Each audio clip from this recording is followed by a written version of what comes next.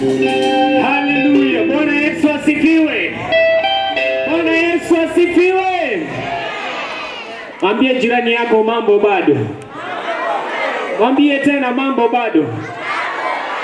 Mwambie bado sana. Hivi sasa ningependa tukaribishe kikundi cha Ujasiri Kwaya. Watuletee namba 1 Ujasiri Kwaya. Wapi makofi ya Ujasiri Kwaya? Haleluya. Ujasiri Kwaya, tusongee haraka tafadhali, tuje mahali hapa ili tumtukuze Mungu kwa wimbo mmoja na Mungu atatubariki zaidi. Ujasiri Kwaya, tukuja haraka. Tukoe muda jamani, tuharakishe kidogo. Haleluya. Mungu anatupenda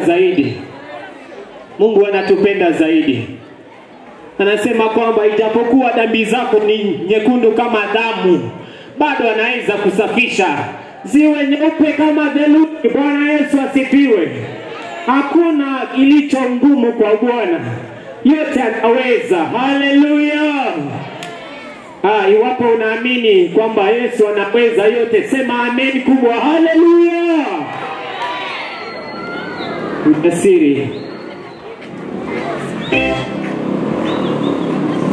Ujasiri, tuharakishe tafadhali.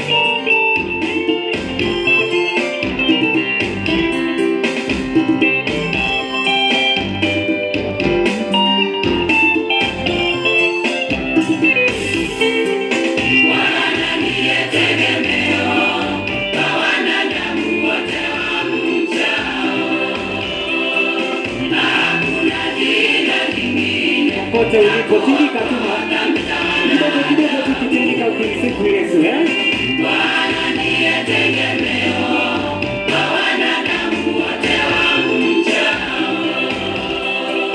Hakuna jina jingine la kuokoa dhambi za wanadamu.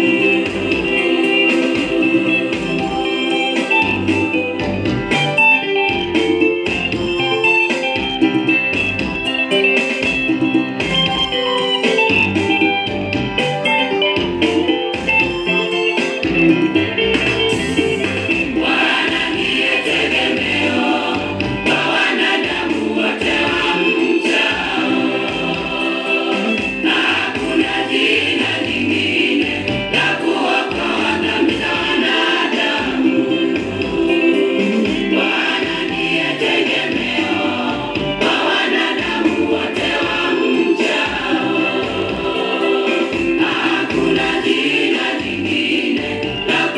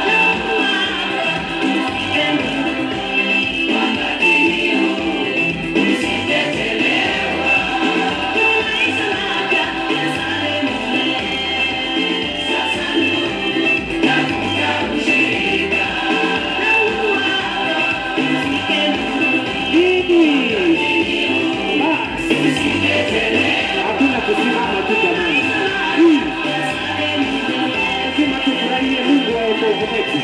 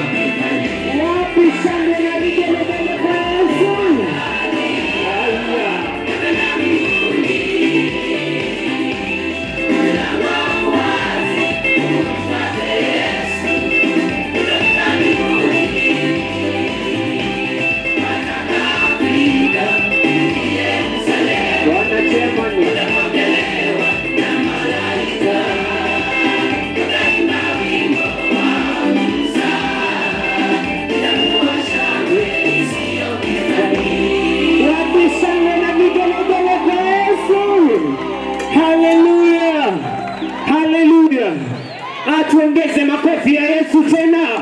Hallelujah. Oh, God is good. Kuwa ndani ya Yesu ni tamu. Nataka ugeukie jirani yako mwambie kuwa ndani ya Yesu ni tamu. Kuwa ndani ya Yesu ni tamu. Nataka uhubirie mtu mwambie kuwa ndani ya Yesu ni tamu.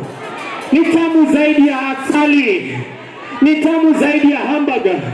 Ni tamu zaidi ya pizza. Kuwa ndani ya Yesu ni tamu. Hallelujah. Tunamfurahia Mungu wa wokovu wetu. Hallelujah. Hallelujah. Ambia tena jirani yako mambo bado. Mwambie bado sana. Lazima tumsifu Yesu Kristo. Hallelujah. Ndiye mwenye ametufanya tuwe hai siku ya leo. Ni Mungu ametufanya tuone siku hii mpya. Hallelujah. Kwa sasa ningependa kukaribisha kikundi cha sifa na ibada. Watuletee wimbo moja wa sifa kisha tupate ujumbe. Hallelujah. Wapi bwana chema? Karibu sana. Hallelujah, Bwana Yesu asifiwe. Amen. Haya, nipungie mkono kama unafurahi siku leo unampenda Yesu. Geukia jirani mwambie Yesu ananipenda. Hallelujah. Kama anasema ameniona. Hallelujah. Wapi vigelegele kwa Yesu. Wakati anasema Bwana amewaona. Hallelujah. Nitamwimbia Bwana kwa kuwa yeye ameniona. Sema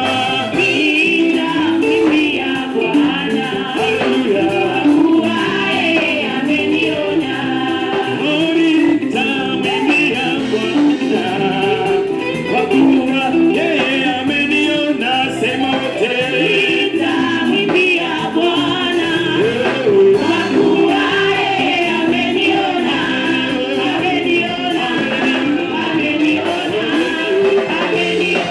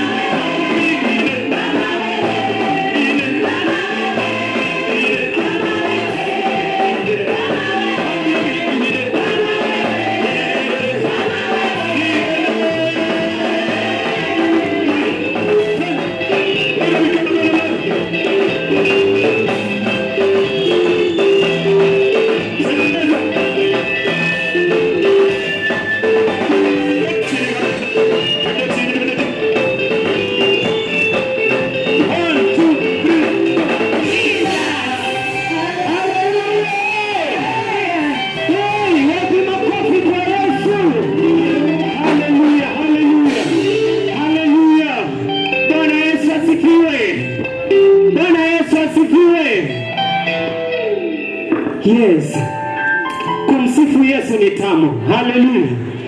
Kumsifu Yesu ni tamu. Kwa sasa ningependa tuweke mikono yetu pamoja tunapomkaribisha mjumbe wa siku ya leo. Tunamkaribisha Reverend Justus Iluve ambaye anatuletea neno jioni ya leo. Wapi makofi? Haleluya. Amen. Karibu sana mjumbe. Haleluya. Nataka ugeukie jirani yako mwambie mjumbe amesimama. Mwambie mjumbe amesimama tayari kunena nasi. Haleluya. Asante Edwin. Bwana Yesu asifiwe. Watu wapewa street, Bwana Yesu asifiwe. Hiyo sauti najua inaingia mpaka ndani ya bedroom. Hapa tumefika kwa ajili ya kuwaletea injili ya Yesu Kristo. Jina langu ni Kasisi Reverend Justus Iluve. Najua wengi mnanijua kwa sababu tukitoka kwa kanisa street yetu ya kwanza ni Pewa Street. Na leo tuko hapa. Can I hear shout of amen? Let's celebrate Jesus because we are here tonight. Amen. Nataka niseme ya kwamba nimeokoka. Yesu ni mwokozi wa maisha yangu na sionei haya injili ya Bwana. Ni kwa sababu injili hii ni uweza wa Mungu unaoleta wokovu kwa kila aaminie. Kwa hivyo tunakukaribisha. Sisi sio wale wengine, lakini ni AIC moja mahali hapa ambao tumesimama kanisa tuliko hapa. Tunakukaribisha kila Jumapili ukajiunge pamoja nasi, ukaabudu pamoja nasi, na utabakia kuwa vile tena. Yesu huyu amebadilisha wazee, Yesu huyu amebadilisha wamama, Yesu huyu amebadilisha vijana, Yesu huyu amebadilisha walevi. Anayeyashoto amen. Wakati ambao naona wengine wakimchezea Bwana hapa na kikombe cha kanywaji, wacha nikaite hivyo. Wale wanamchezea Bwana na kikombe cha kanywaji. Wengine wetu hapa unatuona tumevalia vizuri, tulikuwa zaidi ya wewe. Tulikuwa zaidi ya wewe, lakini Yesu anatengeneza. Yesu anatengeneza wazee. Yesu anatengeneza wamama. Yesu anatengeneza vijana. Badala ya kuwa na kiu na hamu ya dunia, unaanza kuwa na kiu na hamu ya mambo ya mbinguni. Kana ya shoto amen. Amen. Na unajua Biblia inasema ya kwamba shetani ni mwizi. Shetani ni mwizi. Kazi yake ni kuja kuiba, kuharibu na kuua. Lakini Yesu Kristo alikuja ili tuwe na uzima tele. Nataka nikuambie wewe ambaye unanisikia ukiwa mbali na kanisa, wewe ambaye unanisikia ukiwa mbali na Biblia, wewe ambaye unanisikia ukiwa mbali na neno. Najua kuna mwingine anasema nikiwa kijana nilikuwa nimeokoka, kuna wakati nilikuwa nimeokoka, kuna wakati nilikuwa naimba kwaya, kuna wakati nilikuwa kijana wa kanisa, lakini saa hizi nimepotoka katika njia zangu na mienendo yangu. Nataka nikwambie Yesu anaweza akakurejesha. Tumeleta injili ya urejesho. Tumeleta injili ya kwamba Yesu anaweza akakurejesha kilichotolewa ndani yako. Shetani aliyekuiba, Yesu anaweza akakurejesha siku ya leo. Kanaia shoto amen. Paka nisome neno ambalo itatuongoza usiku wa leo ili tukabarikiwe kwa pamoja tunapoendelea. Na najua injili hii inaendelea na kutufikia kila mmoja wetu mahali alipo. Kitabu cha Mwanzo mlango wa 3 mstari ni wa 8 na wa 9. Kisha wakasikia, huyu ni Adamu na mkewe Hawa. Kisha wakasikia sauti ya Bwana Mungu akitembea bustanini wakati wa jua kupunga. Adamu na mkewe wakajificha katikati ya miti ya bustanini, Bwana Mungu asiwaone. Bwana Mungu akamuita Adamu akamwambia, uko wapi? Kana ya shoto amen. Tuombe pamoja. Baba, katika jina la Yesu Kristo, nasema ni asante kwa sababu ya neno lako. Neno lako Mwenyezi Mungu ndilo uzima.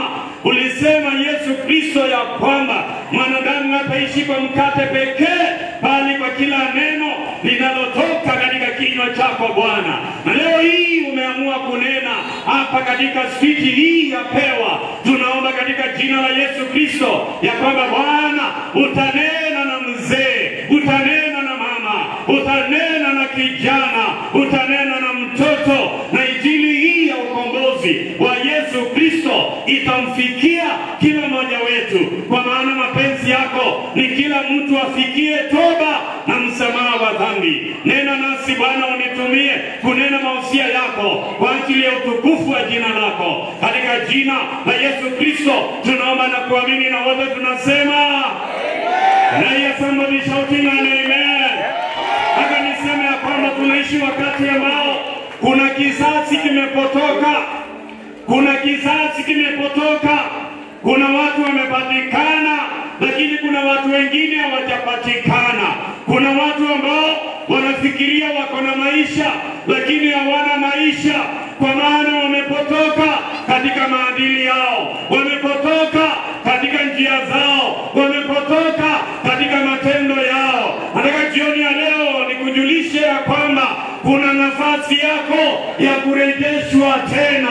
Biblia inatufundisha juu ya watu wa kwanza wawili, Adamu na mkewe Hawa, ya kwamba Mungu alipowaumba, aliwaumba akiwa na mpango mwema juu ya maisha yao, lakini shetani akawaingilia na wakajaribika na wakala matunda ya mti Mungu aliyewaambia wasile, na baada ya kula tunaona ya kwamba mioyo yao haikuwa na amani. Kwanza walipotoka, wakatoka katika ile bustani ambayo Mungu aliwaweka, mahali ambao walikuwa wanakula kila kitu ambacho wanahitaji, wakatoka wakakimbia sauti yake Mwenyezi Mungu.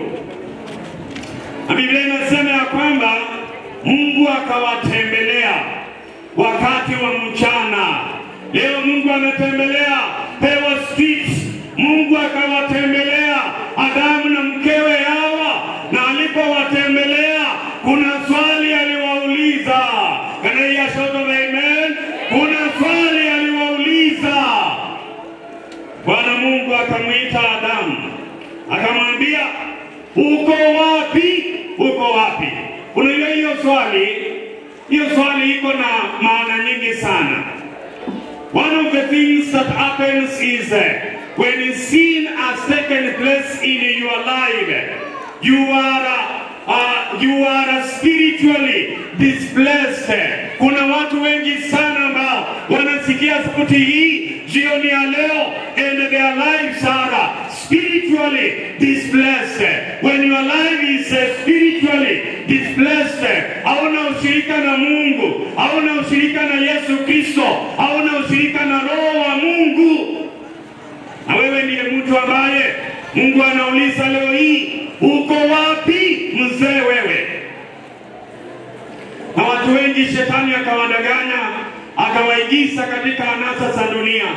Anasa za dunia ni kama vile wengine wanafikiri pombe itawapeleka mbali. Nataka nikwambie, kama kuna kitu ambacho kitakupeleka kaburini haraka, ni hiyo pombe ambayo unaisherehekea na unaiengemea kila wakati. Na kwa hivyo nataka niseme ya kwamba watu wengi ni watu wazuri sana. Hata Mungu wakati alikuumba akiwa na mpango mwema juu ya maisha yako. You are not created to continue in that particular state of your life. You were created to enjoy life. You were created to enjoy a family. I know even as I share this message, kuna wengine ambao tayari familia imewaponyoka.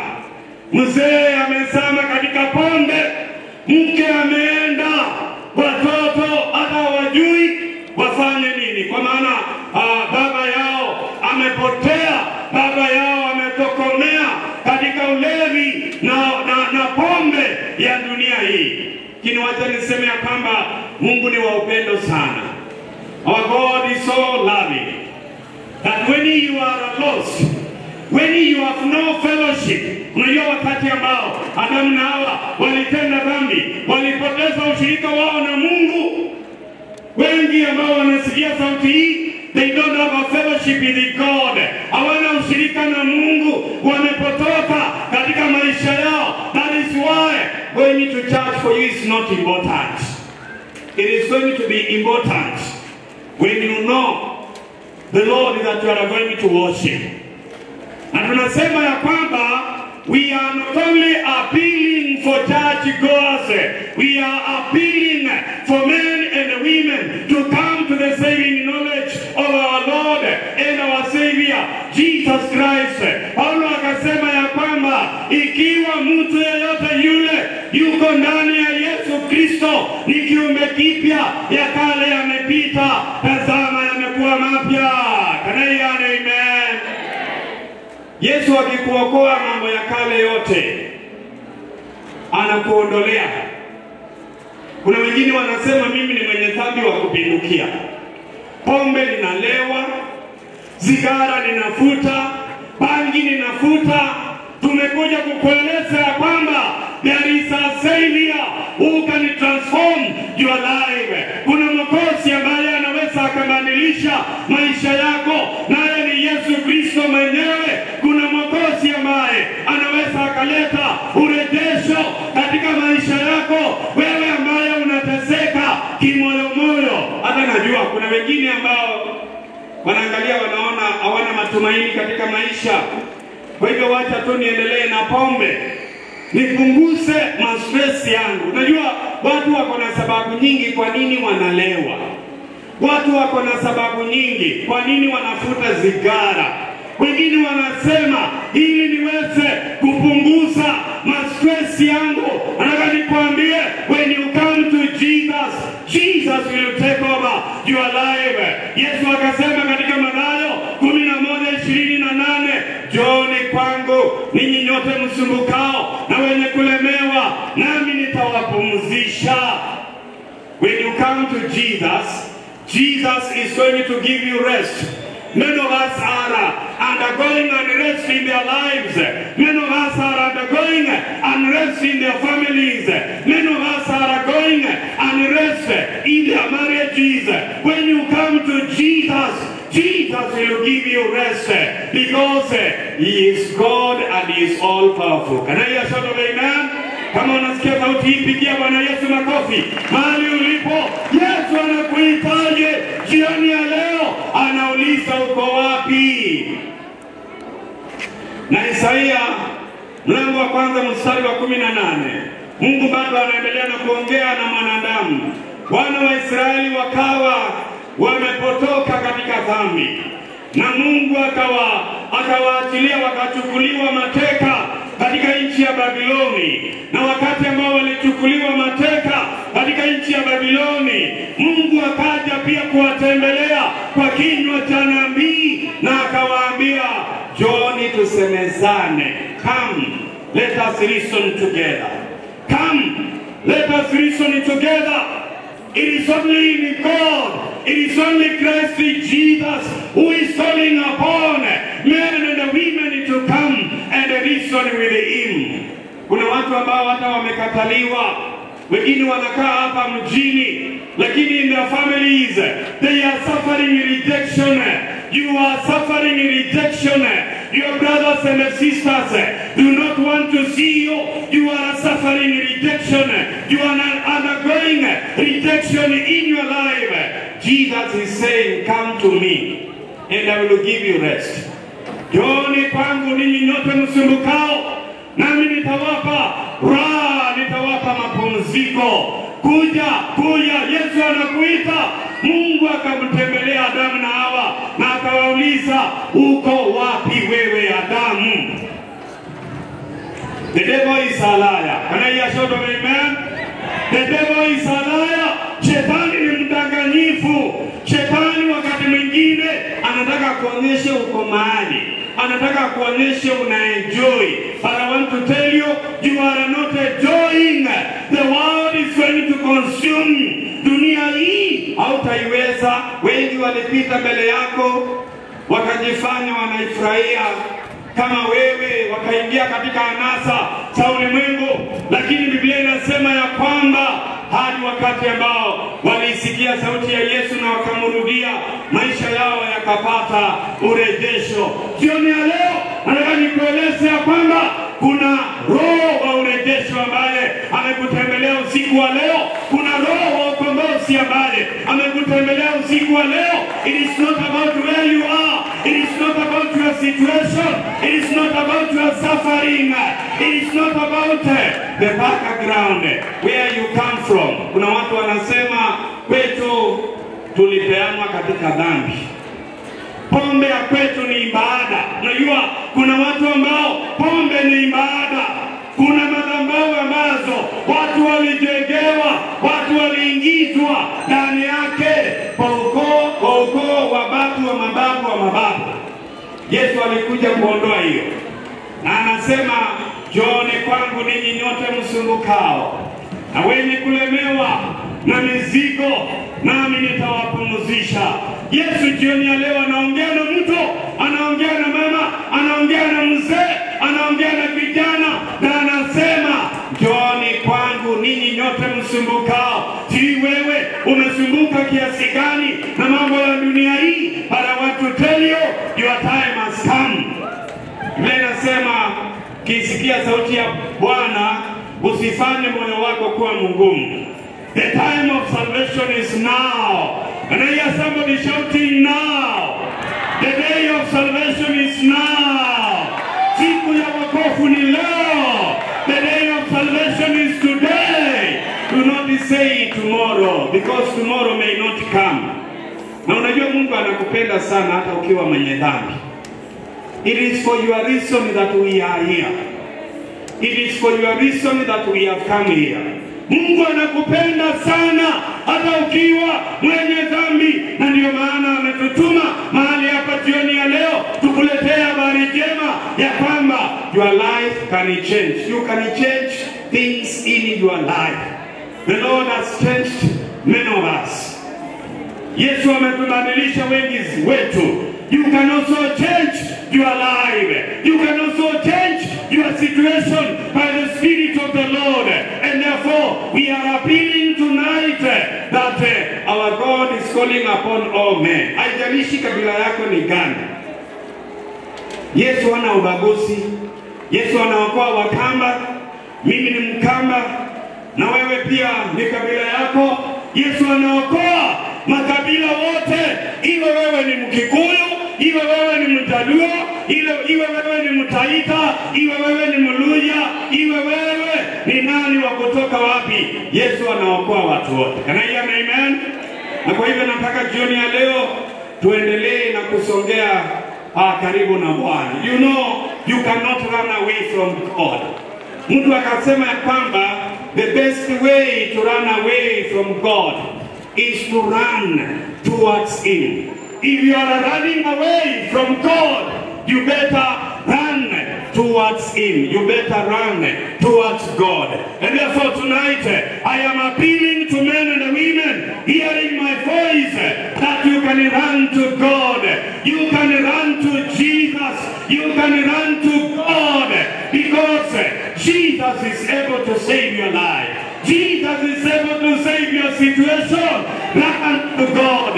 Run to Jesus, because He is able to save your situation. Nataka tujiandae kwa ajili ya kuomba. Najua mimi nimetoka ile sehemu ambao wanasema dawa ya kuponya sio nyingi, ni kidogo tu na unapona. Ni kidogo tu na unapona. Unatembea kiwa mzima wa afya, kwa sababu Yesu atakutendea. I want you to take a step of faith and stand wherever you are. Wale mko mbali, please you can move closer as we make our prayer. Just move closer. Hii magari inaendeshwa na watu, hakuna gari itakungonga. Just move closer so that we can pray together. Songea karibu tunaweza tuweze kuomba nawe. Songea karibu.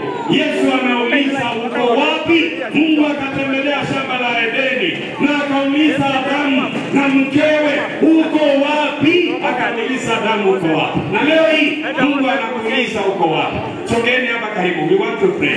Kujeni hapa karibu na jukwaa. Just move closer to this podium. Move closer to this podium. Tunataka kuomba na mtu mahali. Tunataka kuomba na mtu mahali. Tunataka kuomba na mtu mahali. Songea karibu. Songea karibu. Tunawaita wote. Yesu anawaita wote. Yesu anawaita walevi. Yesu anawaita washerati. Hakuna mtu anabaguliwa. Come closer to God. Come closer to Jesus. Jesus is here to save your life. Jesus is here to change your status from being a sinner to a saved. Amen. Jesus can change you from nothing to something. Wangapi wanataka wawe kitu kwa Bwana? You want to become something to God.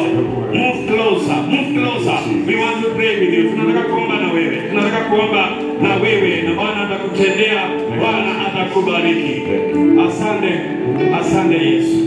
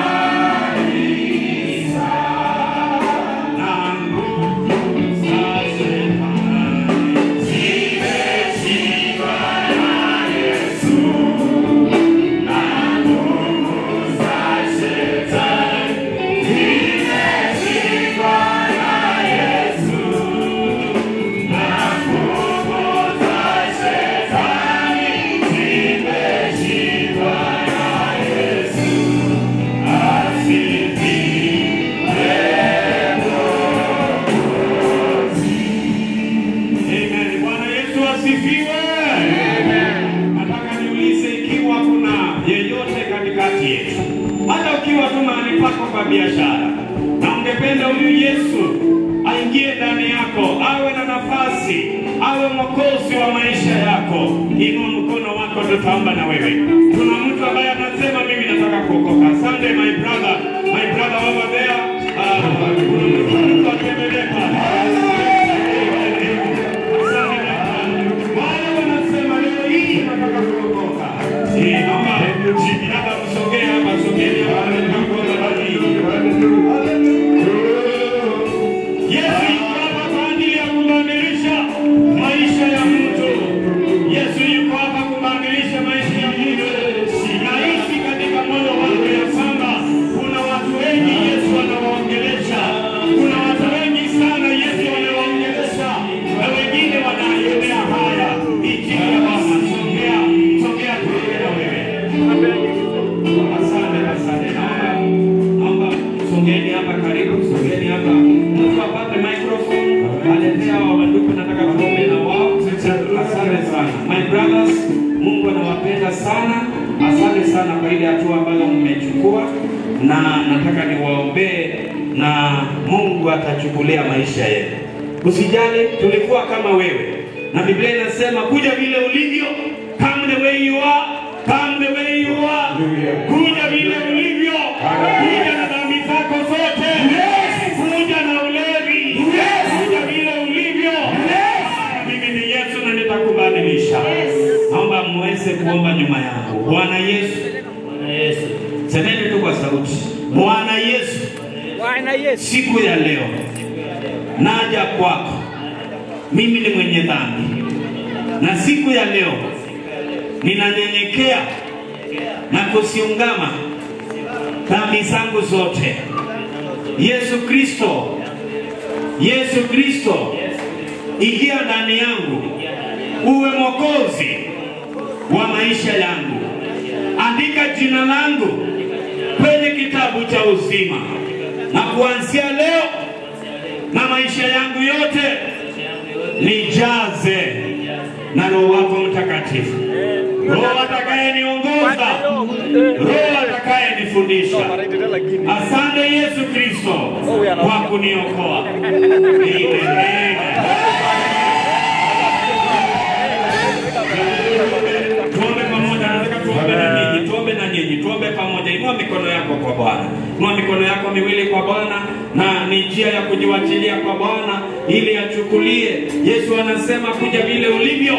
Baba, katika jina la Yesu Kristo, ninakushukuru kwa sababu ninajua una mpango mwema juu ya watu wa Pewa Street. Mwenyezi Mungu, tunajua hapa katika Pewa Street kuna madhabahu, Mwenyezi Mungu, madhabahu ambayo yameinuliwa kwa ajili ya kuangamiza wanaume na wanawake. Na leo hii tumefika mahali hapa Bwana, tumefika mahali hapa Bwana kuitangaza na kupanda madhabahu yako mahali hapa katika jina la Yesu Kristo. Asante kwa wandugu hawa ambao Bwana umewaokoa wakiwa watatu Bwana.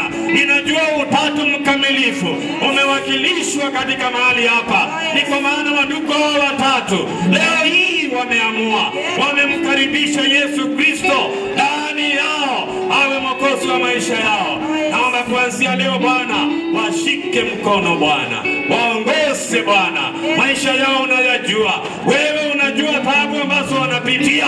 Naomba kila nguvu za giza, naomba kila madhabahu ya kuzimu, naomba kila madhabahu ya kishetani ikashindwe katika jina la Yesu Kristo.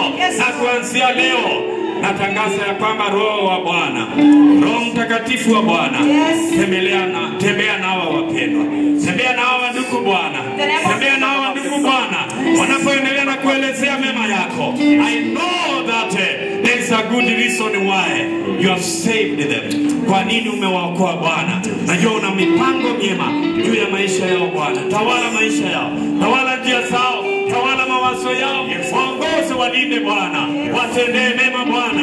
Ikiwa wana familia, naomba zikapone kwa sababu ya wokovu wao katika jina la Yesu Kristo. Walio na watoto wakabarikiwe kwa kuona baba yao amepona na ameokoka katika jina la Yesu Kristo. Bwana tutembelee, Bwana tuonekanie. Asante Mungu wetu ishie milele. We bless you and we honor you. Thank you God for each one of us.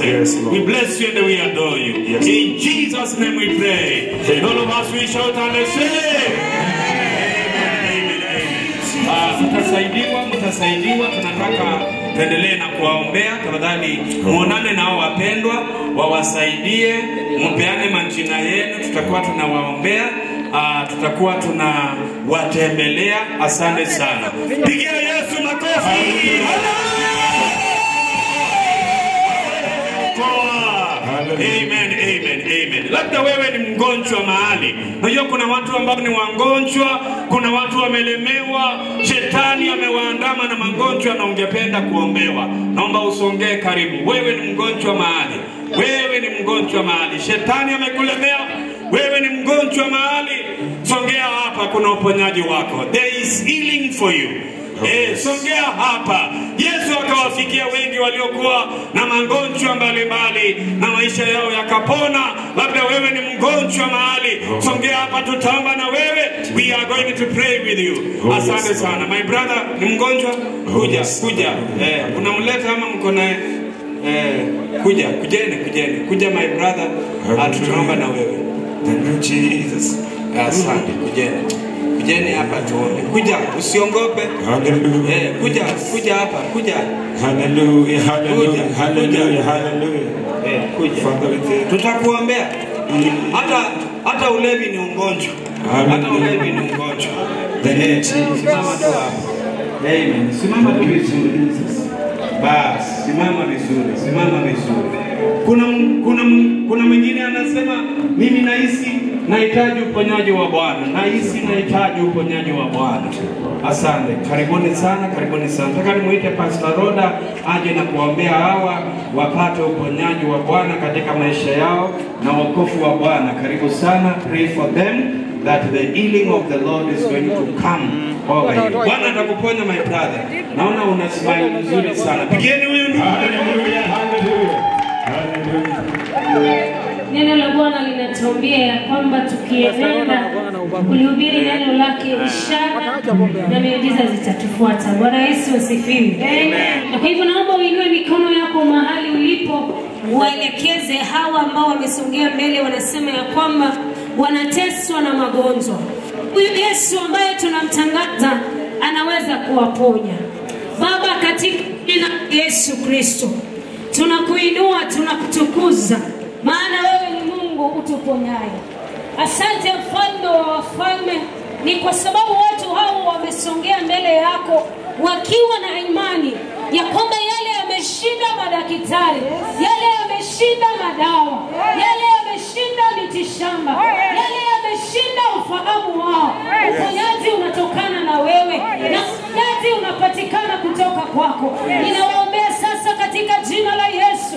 Wewe ulitutuma ukasema ya kwamba tuende tukawaweke huru waliofungwa na magonjwa, waliofungwa na nguvu za giza, waliofungwa na ulevi, waliofungwa na mapepo. Bwana, tunawatangazia huru usiku wa leo. Tunawatangazia kukombolewa.